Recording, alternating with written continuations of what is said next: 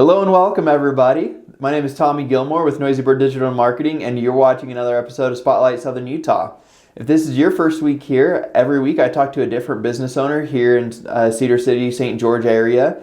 And this week I'm super duper excited because I'm actually joined by Nik Lukens from Crescent Solutions Landscaping. So Nik, thanks for joining me today. Yeah, of course. Thank you.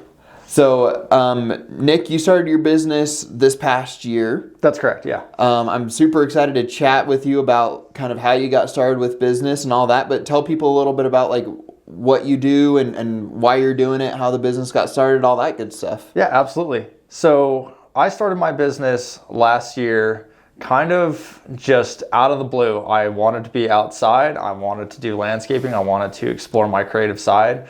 I had been laid off from my job and wanted to take control of my own finances and my own life. So I decided, let's do something that I'm good at and kind of meet in the middle. Some people kind of call it the ikigai, if anybody's ever heard of that. I basically just found something that's a good niche that I could fill. And so I decided to start doing all the steps that required to build a business. And so I got my LLC, had no clue on how to do that, and got an SBA loan, figured out that was a lot more complicated than everybody on Instagram was saying. Formulated everything for getting my contractor's license and everything, and we started all of that stuff at the end of 2024, and we started actually doing landscaping itself in about March of 2025. And so I got a truck, trailer, and a skid steer and said, I'm ready to work and ready to go.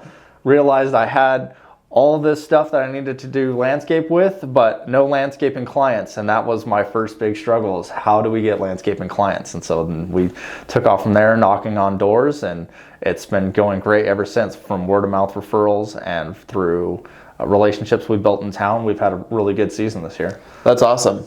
Yeah, I mean, that's the thing is Cedar City, it's growing, but it's still a small town. Right? And so that word of mouth is still really powerful. And I mean, it's a great way to just get jump started into the business, right? Exactly. And like you said, Cedar City is it's like a pseudo small town because we are getting a lot of people moving here. Yeah.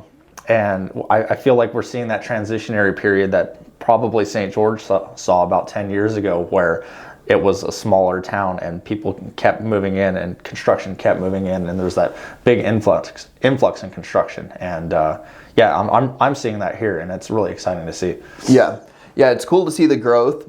There's lots of opportunity that comes with that, but there's also like, you know, the growing pains, and you can't just rely on word of mouth anymore, right? Like, especially for you, it's you're in a spot where if you want to grow your business, you have to scale it, and that means marketing, obviously, right? Right, absolutely. And in fact, that's why I came to you for help with marketing. So yeah, about 2 months ago, we had a lot of our lead generation kind of dry up from word of mouth. Just wasn't word of mouthing anymore. I think people were kind of getting nervous about the government and everything kind of coming into the holiday season. And so work really dried up, and I seen that, and I knew that we could not continue to operate at that level without having marketing. Yeah. So I really wanted to double down on getting everything in place that was required for marketing and really making the business look very professional in the online space. Yeah, and that's what's nice here in Cedar is so many people, they've relied on word of mouth for so long that like you're not always competing against the biggest ones in town. Like sometimes you are. Right. Sometimes they'll have like a Google presence or whatever, but there's things that you can try and do that like put you out there even above them sometimes. And so Cedar, I think, is in a really good spot as far as the marketing and overcoming those challenges where it's like, hey, word of mouth is great. It's a great way to get off the ground. And with like a pretty small investment, you can get ahead of a lot of other businesses too. Right, and I find that very exciting, especially with me having this goal of owning a landscaping business, a successful landscaping business, and something that I can grow and eventually even give over to my child and let them take over. So yeah.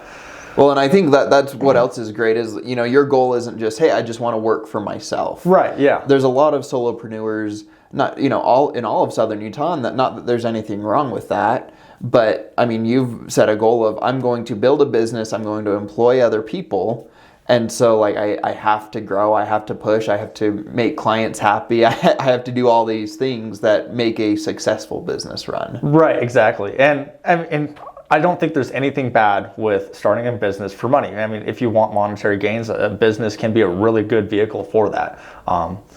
For me, I mean, of course, money's great and everything, but I'd like to have a consistent wage. But for me, my goal is more so the care that I can give to a customer and the ability to build something out of absolutely nothing. And that excites me way more than a couple extra dollars in my bank account. So for sure. Yeah.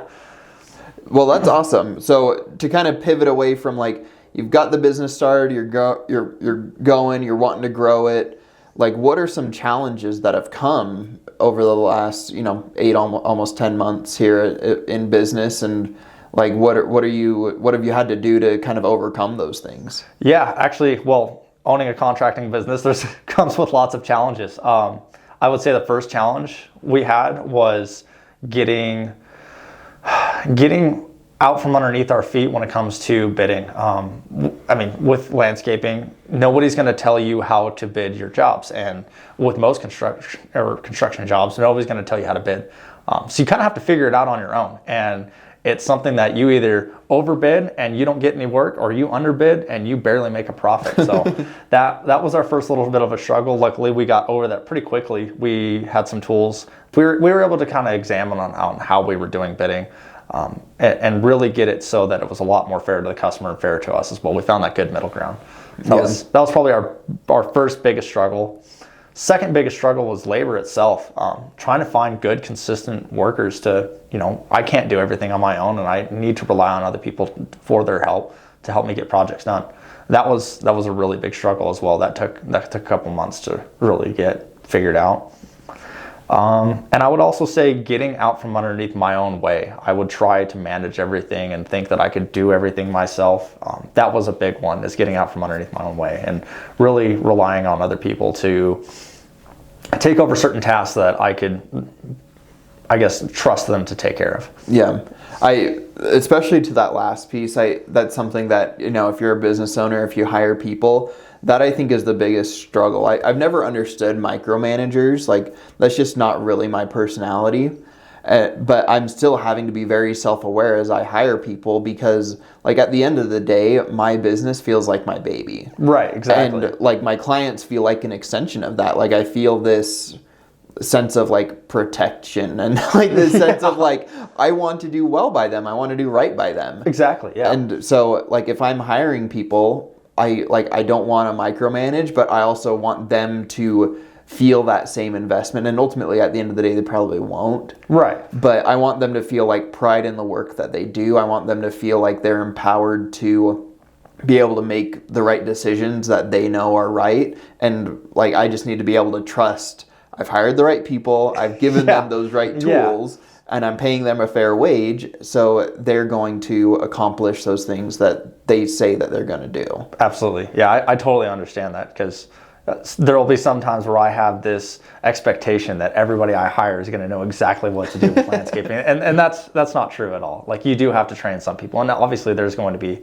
some people that you do hire that just don't fit the job, and that's okay. Yeah. But yeah, I would say getting that trust and having those, really important, having those tools and systems to be able to train somebody, that's, I feel like, the most important. If you're going to be able to hire somebody, you better give them the chance and the opportunity to be a good employee. Yeah.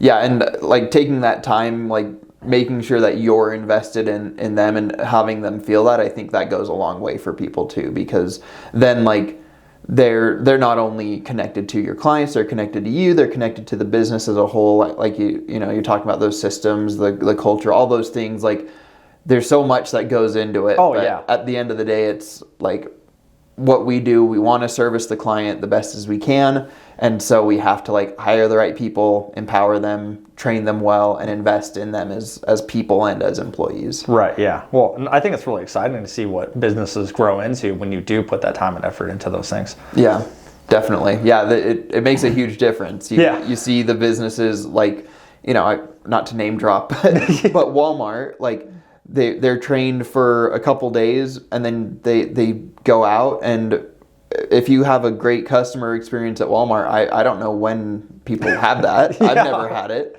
where I've been like, oh, I was blown away by it. You look at that versus something like Chick-fil-A, where the training is solid, like there's systems in place to create great customer service and great like employee culture. It's such a big difference, right? What like that user experience when I walk into Chick-fil-A, like I know I'm gonna eat good food, and I know that I'm going to be taken care of. Yeah, I'd much rather go to Chick-fil-A than Walmart. So I think most people would, so that's fair. Well, the last question I had for you, Nick, just to kind of wrap up, is when you're in business, you get all sorts of business advice, whether it's podcast or reading a book or just talking to other business owners. For you, what's something that you've heard about business that you've implemented that like changed the way you viewed business or changed the way that you do things within your business? Yeah, I would say, I don't know the exact quote of what it was, but it was talking about decision making and acting. And a lot of times people who want to get into business are these kind of high functioning individuals that are somewhat perfectionists, and they want to do everything right. They want to take all the steps and rapidly grow. And the real problem with that is you will get in your own way over planning and overthinking and trying to make the best decision. And the best decision that you can make is making a decision, and just stick with that decision. Now, you're not always going to make great decisions in business, and that's not your job. Your job is to make decisions and continue to make decisions. Yeah. I would say that's like probably one of the best pieces of advice that I've been looking at, because like you can read all the books you want, you can watch all the podcasts you want, you can do all the preparation and all the market research and everything you want, but nothing is ever going to get done unless you just do it. Yeah. Right? And if you're new into business or you're wanting to get into business, you're not always going to make the right decision, but you just need to make a decision. And then that's where you learn to become the wise old man of the business is you learn from your mistakes, and you better learn from those mistakes, because if you make them again, then you're an idiot. So you just, so the best advice that I can offer is just attack. Just go every day, wake up, have some sort of a plan, and just try to stick to it. And if you don't, if things come up, address them as they come up. But you just need to make a decision, and that's the best decision that you can make. Not making a decision is the worst decision you can make, because then like I said, nothing gets done. Yeah. It's easy to feel that like analysis paralysis, right? Like, all right, what do I do? Like, I sat on my business idea seriously for 2 years, but like I remember in 2019 I moved to Cedar, started a job, and I started looking at getting a drone license. I was like, oh, like there's all this stuff that goes into it. You have to be FAA certified. You have to do all this stuff. And so I sat on it until 2022. I got a drone Christmas 2021. Right. And I'm like, all right, I'm seriously going to do this year. Like 2022, I'm going to start my business. I'm just going to start doing like drone video, drone photography stuff. And like that's how my business started. But I sat on it for 2 years, and nothing happened. Right. Exactly. I didn't have a business. I didn't have an LLC. And like you said, like you learn those things along the way. You learn them by doing them. Right. It didn't matter how many times I opened up the FAA manual to study and like look at it.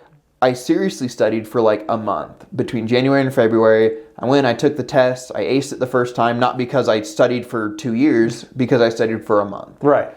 Like took it seriously for that month. But for 2 years, I was like just paralyzed basically. Exactly. Yeah. And so like that's just part of my personality, and I know that now. But when you're looking at your business and when you're looking at like your life as a in general, because we're all the CEOs of our lives, right? Right. Like we get to own and manage and run everything within our lives. But you and I as actual business owners, like we have to make those decisions, because if we don't, nobody else will. Exactly. And then things don't happen, like you said.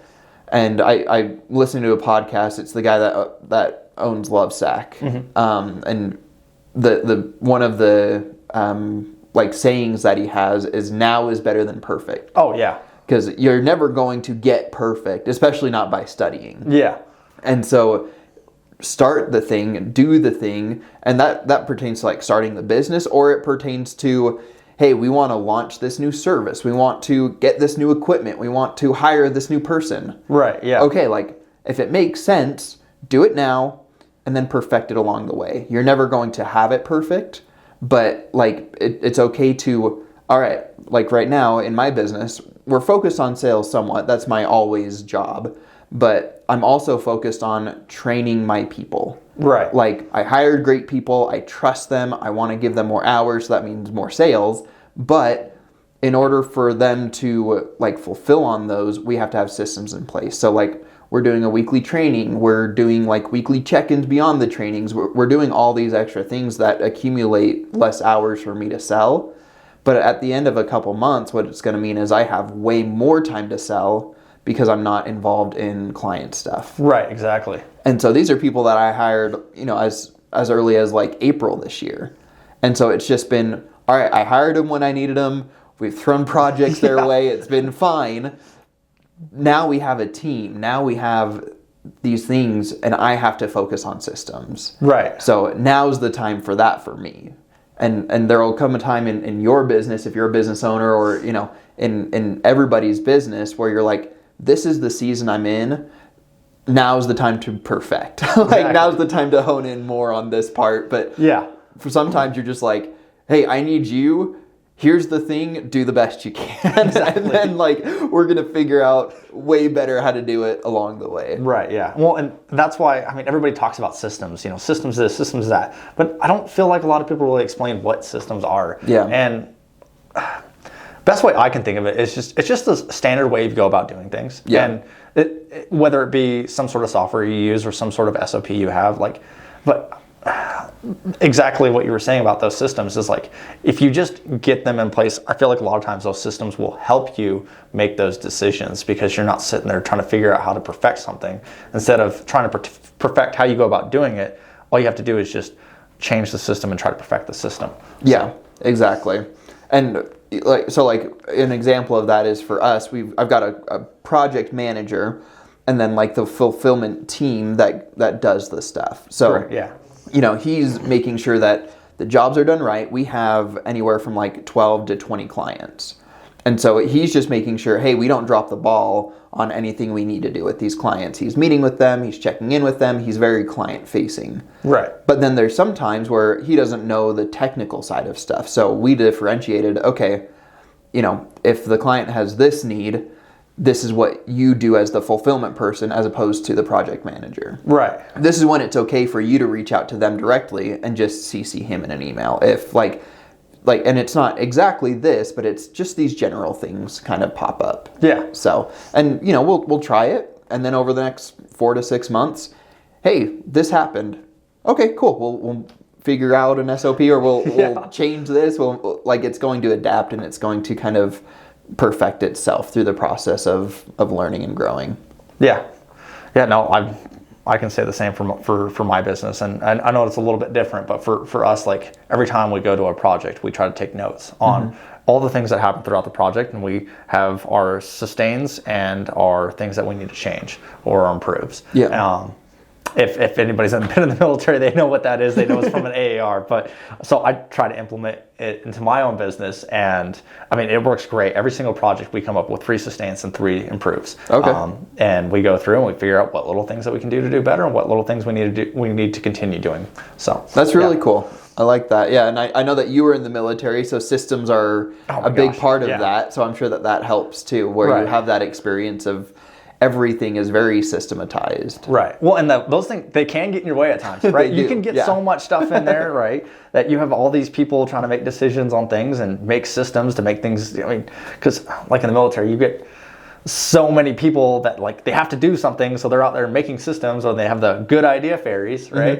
And they're not really good ideas. So common sense goes into some of it, right? If there's stuff that you're trying to automate or do that's not really meaningful, and if it's actually counterproductive, don't do it. Think about it. So that's it. Just or even if you do put something in place and you see that it's not the greatest, you can have a little bit of I guess you can be humble about how you go about your own business, and you don't have to think just because I made the system it's the greatest and it's not going to get changed.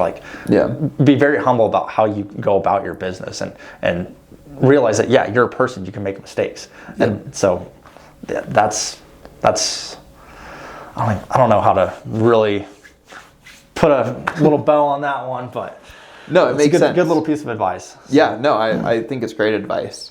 I know that it's winter, so as far as landscape design jobs and until snow goes, you guys are doing that. But when the snow comes, you said you're going to be doing some snow plowing here locally, right? Yeah, absolutely. We are going to be offering a service where we will be plowing people's driveways. We don't have a plow for a truck yet, but we have a skid steer and we've got snow shovels and we've got laborers, and we can all get out there and hustle and push some snow out of some driveways. And so we're actually going to be running a special here on Facebook and Google here pretty soon, and everybody who signs up with us is going to get 20% off their first snow. And if they refer somebody in their neighborhood to us, they will get an extra 20% off their second plow, and their neighbor will get 20% off as well. So we're trying to give 20% off basically everybody who wants to come in to get a contract with us throughout the year. So. That's awesome.